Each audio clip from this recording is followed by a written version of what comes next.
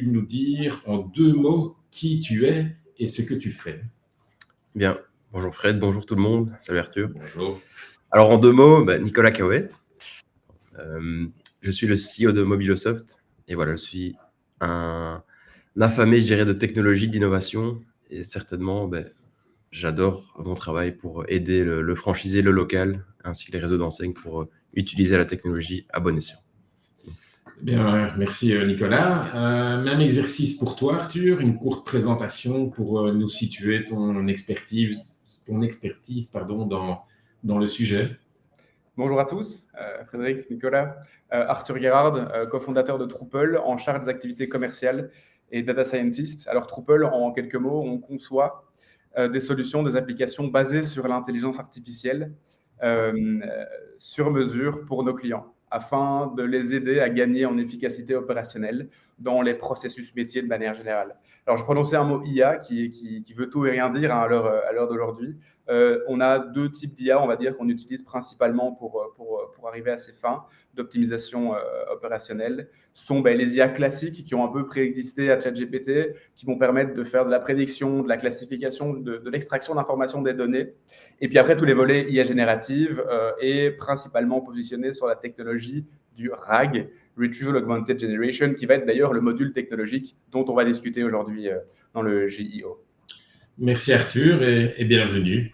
Alors pourquoi ce live? Si on a voulu organiser ce live aujourd'hui, c'est parce qu'on observe une vraie bascule dans les usages digitaux. Donc les internautes posent leurs questions différemment, ils utilisent des moteurs génératifs comme ChatGPT ou Perplexity et attendent des réponses locales, précises et fiables. Et donc pour les réseaux de points de vente, ça change tout. Il faut adopter les stratégies SEO classique pour rester visible dans un monde. À tous ceux qui nous suivent, à quelle fréquence utilisez-vous l'IA? Est-ce que c'est tous les jours? Est-ce que c'est plusieurs fois par semaine, plusieurs fois par mois? Jamais. Alors, moi, j'ai déjà répondu pour moi, c'est au quotidien et c'est non-stop. Et vous?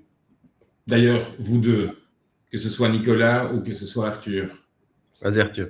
Mais tous les jours, évidemment, avec différents types d'utilisation, un usage commun, je pense, avec des outils comme ChatGPT, Perplexity, pour vraiment m'aider dans des tâches chronophages à faible valeur ajoutée, je vais dire. Perplexity plus pour de la recherche d'informations. Et évidemment, alors des modules très spécifiques qu'on développe pour nos clients. Bon, ça, c'est pas pour un usage personnel, évidemment. Ok. Et toi, Nicolas? Bon, je vais pas être original, mais également tous les jours. Et c'est vrai, petit tips, je rejoins Arthur.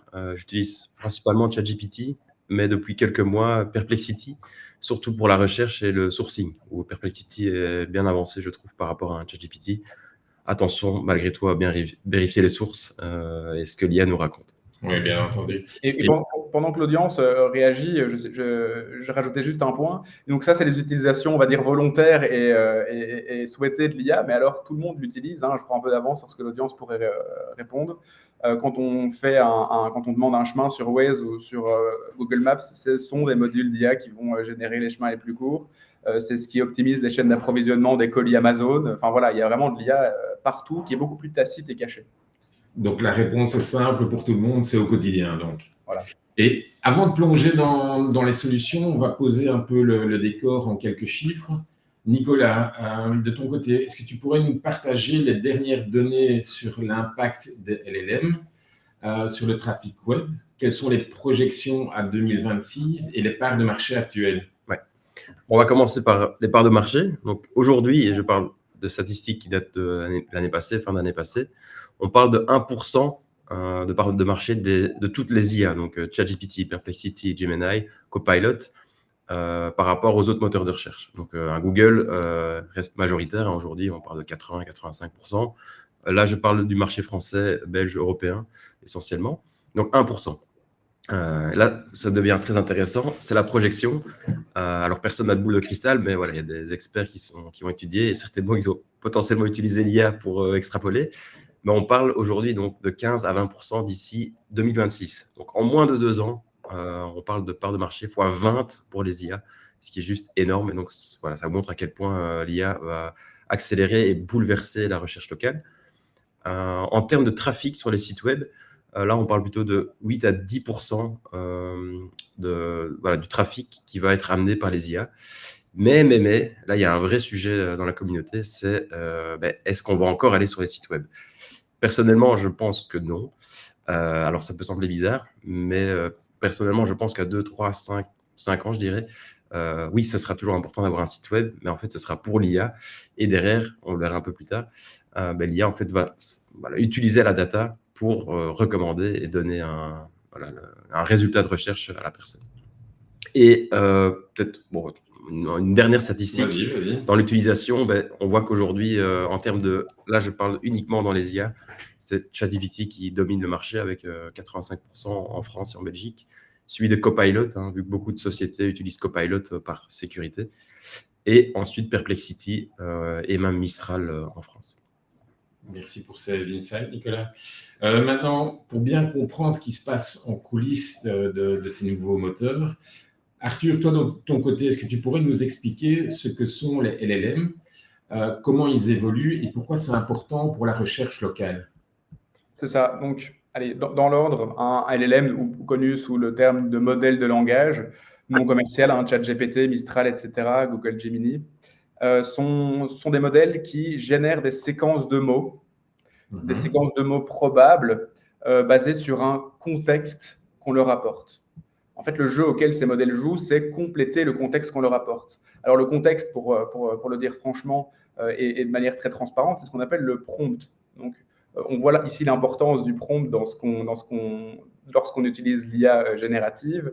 En réalité, c'est l'instruction qu'on va donner au modèle et c'est sur base de ce contexte que le modèle va chercher à générer des séquences de mots probables. Alors ici, on a un peu, on a une intuition qui est présentée dans le slide. Si je vous dis le chien rentre dans 3 petits points, vous allez avoir plusieurs mots qui pourraient probablement venir compléter la phrase. L'hôpital, certainement pas, mais bon, c'est pas impossible. Le café, si ça désigne le lieu, c'est pas impossible non plus. La niche va être nécessairement plus probable. Le parc et l'immeuble, voilà, peuvent aussi exister.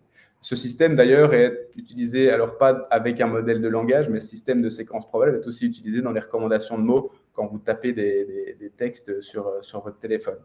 Donc, 2 choses. Un modèle qui, sur base d'un contexte qu'on lui donne, va générer des séquences de mots probables. Le contexte étant le prompt, et les séquences qu'il va générer vont être produites sur base de ce qu'il a vu lors de son entraînement. Donc, ça, c'est comment ça fonctionne. Comment ça fonctionnait spécifiquement avant? C'était basé sur une connaissance très statique. On devait entraîner un modèle sur base d'énormément de textes disponibles et le modèle apprenait, entre guillemets, à lire toutes les phrases et à essayer de les compléter. Et en fonction des phrases qu'il lisait, il voyait s'il avait réussi à ajuster ses poids dans son fonctionnement pour bien prédire la phrase qu'il avait à prédire. On voit ici que le modèle tient sa connaissance de son entraînement lorsqu'il a parcouru tout le web, tous les articles de presse, etc. On a vu ça quand ChatGPT a commencé à gagner en notoriété, mais c'est très statique. Statique, ça veut dire quoi? Ça veut dire que vu que c'est une étape très lourde computationnellement parlant, ça ne va pas avoir lieu tous les jours. Donc un modèle de langage, lorsqu'il fait appel à sa connaissance statique, lorsqu'il a accumulé lors de son entraînement, il ne va pas être au courant des nouvelles. Si demain un nouveau conflit géopolitique éclate, sur base de sa connaissance interne statique, le modèle ne pourrait pas répondre à une question d'un utilisateur. Chose qui a bien changé avec les avancées technologiques, c'est qu'on peut non pas se limiter au savoir la connaissance qu'il y a dans le modèle de par son entraînement, mais on peut aussi permettre au modèle d'avoir accès à d'autres sources de données. Ça, c'est vraiment la grosse mutation qui a eu lieu avec les premiers modèles ChatGPT et ceux qu'on utilise aujourd'hui. Perplexity, notamment, a surfé sur cette mutation.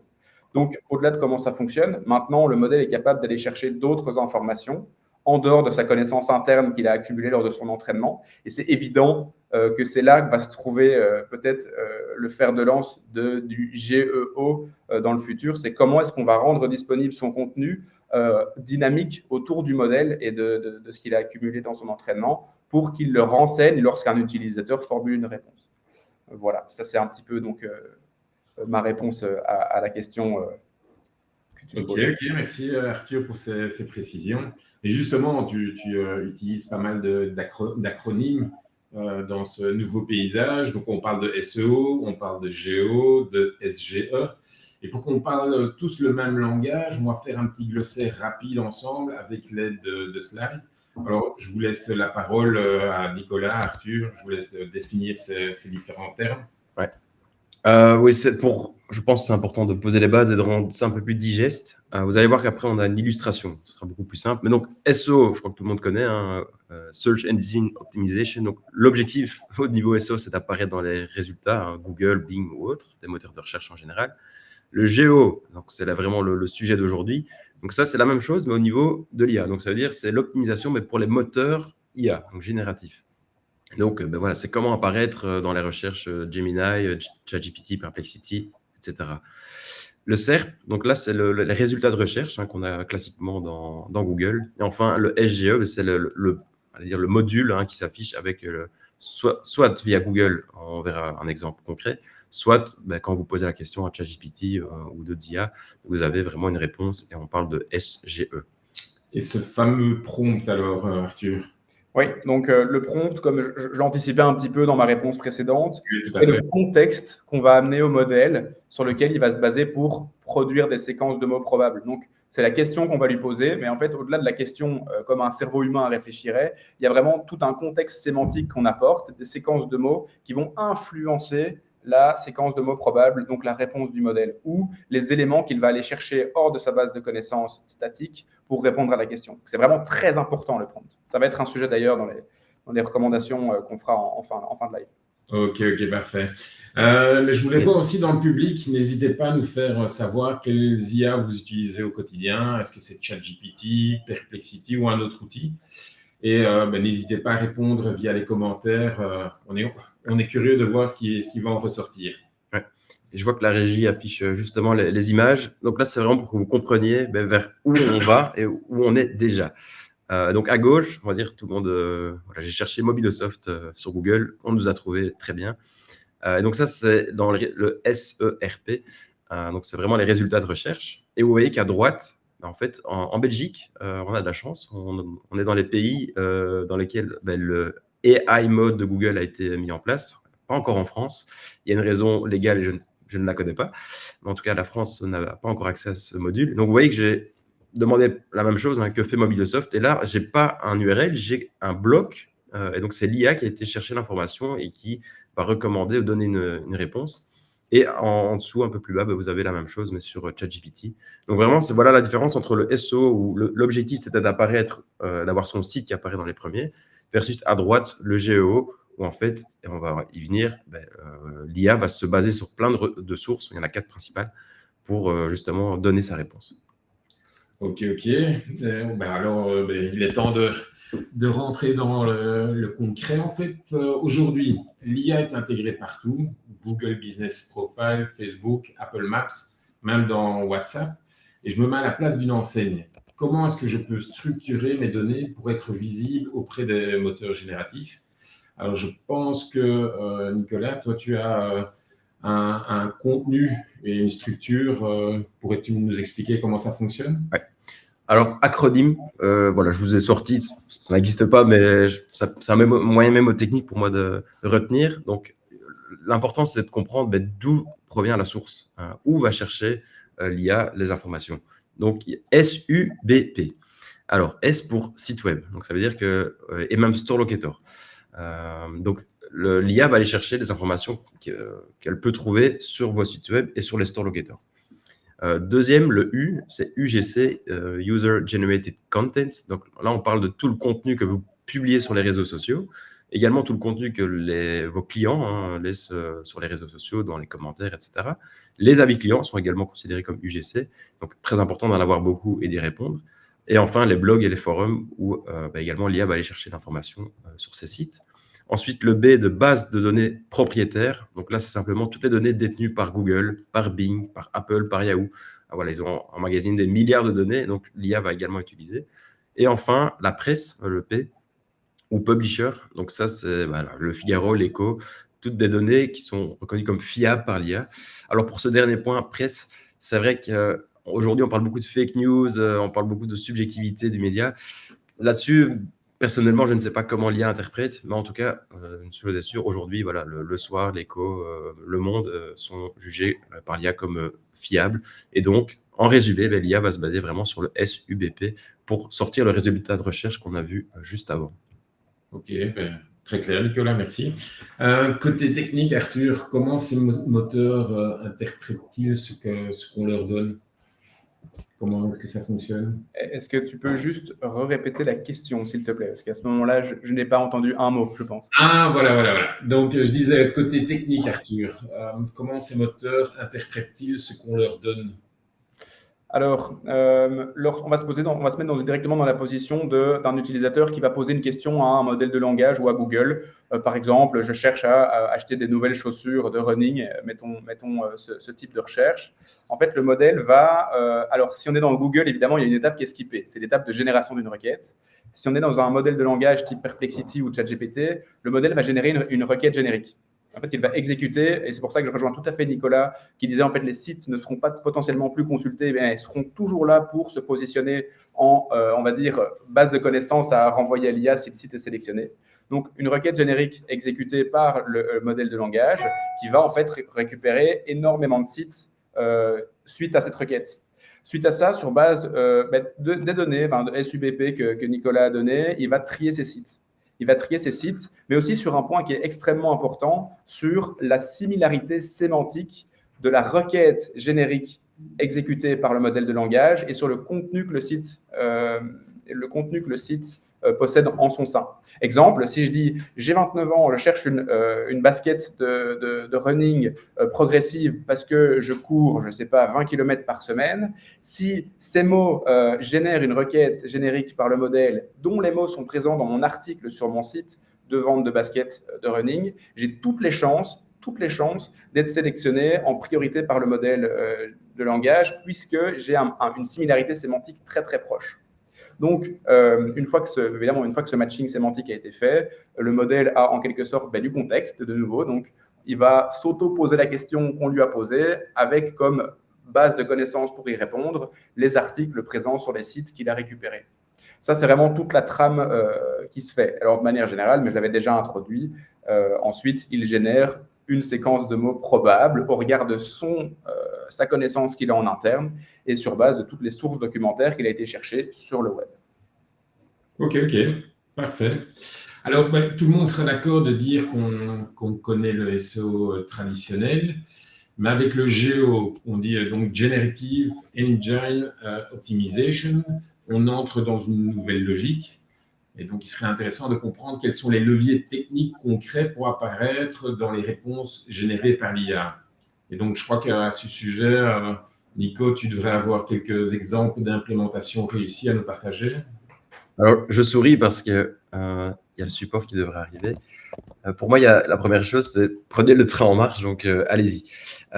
L'objectif de ce webinaire, de ce live, c'était vraiment de pouvoir poser la base et derrière, si vous avez des questions plus précises sur votre business, parce que bien entendu, chaque verticale ou chaque secteur est impacté différemment.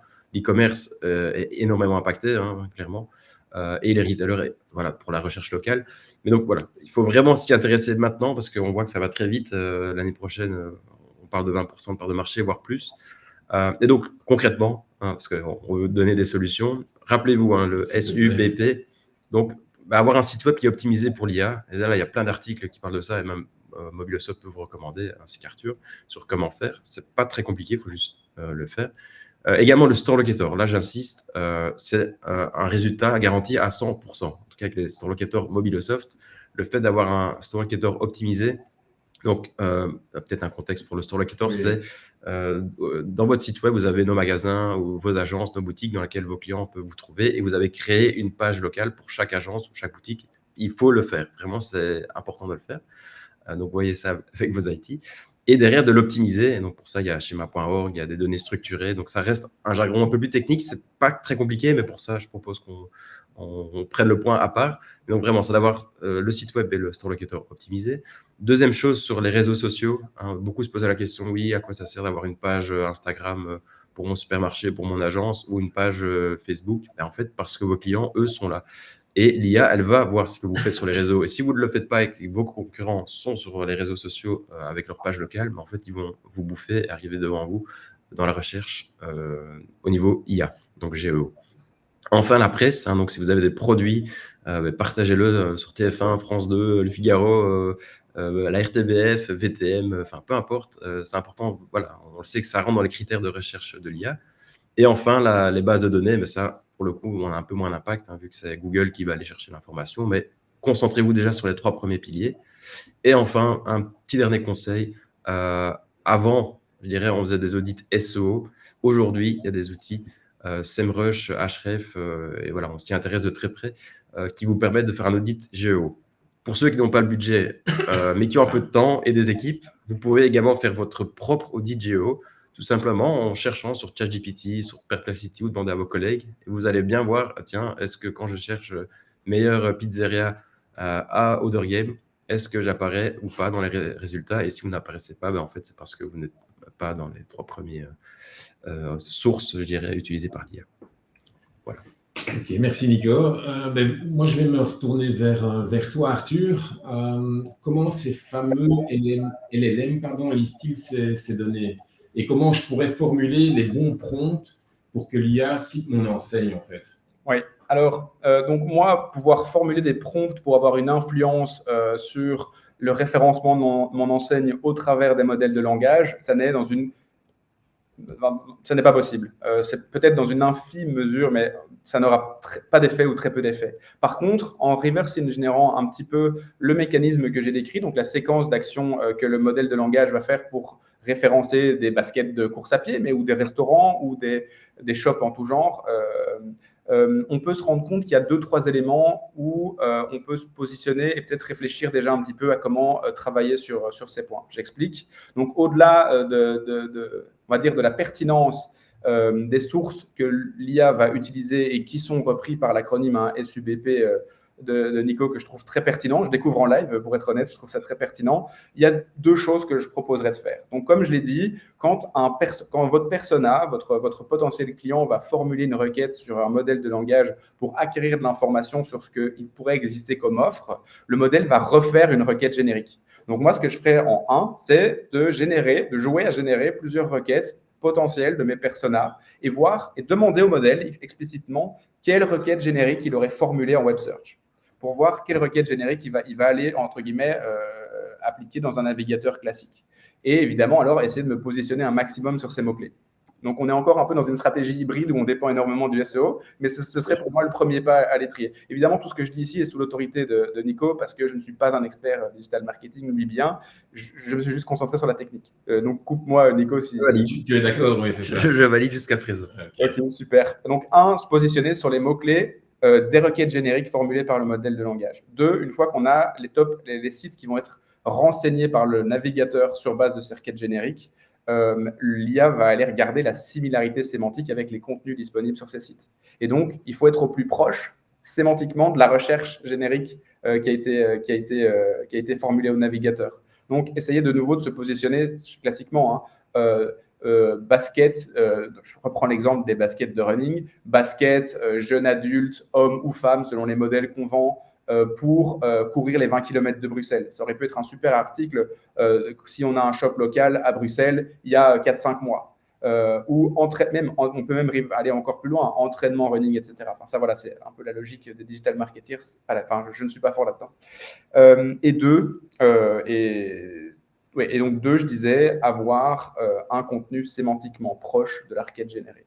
Je pense que ça, ce sont des points d'action qu'on peut faire directement, et même un jeu pour voir à quel point on est proche ou pas dans son contenu sur son site, parce qu'il y a une chose sur laquelle il va être extrêmement compliqué de se positionner, c'est sur la connaissance statique des modèles de langage. Donc, en réalité, quand on pose des questions sur les baskets de sport, il y a 2 connaissances que le modèle appelle. 1, sa connaissance fondamentale qu'il a acquis lors de son entraînement. Et ça, comme l'a dit Nico, savoir où est-ce que Google, où est-ce que Meta, où est-ce que OpenAI va aller chercher à rassembler des énormes quantités de données pour entraîner leur modèle. On n'est pas dans le secret des dieux, malheureusement.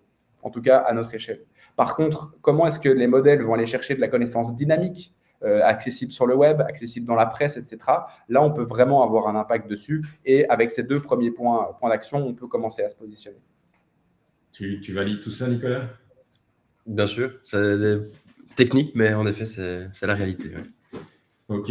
Ben, un autre point clé, c'est le changement de comportement des utilisateurs. Et toi, de ton côté, Nicolas, quels sont les impacts que tu observes sur les clics ou les parcours utilisateurs? Ouais.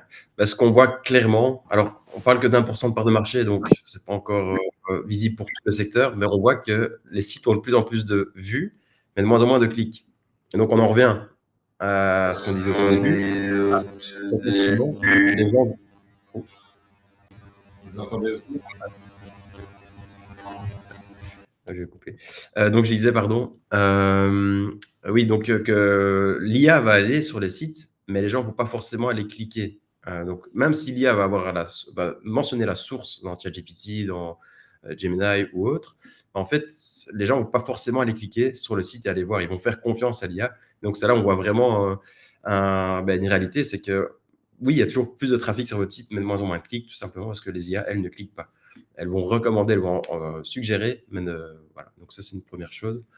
Et donc, ça ne veut pas dire que c'est pas important, hein, comme on le disait, de ne plus avoir de site web, mais c'est important de parler le langage de l'IA et donc de l'optimiser pour l'IA.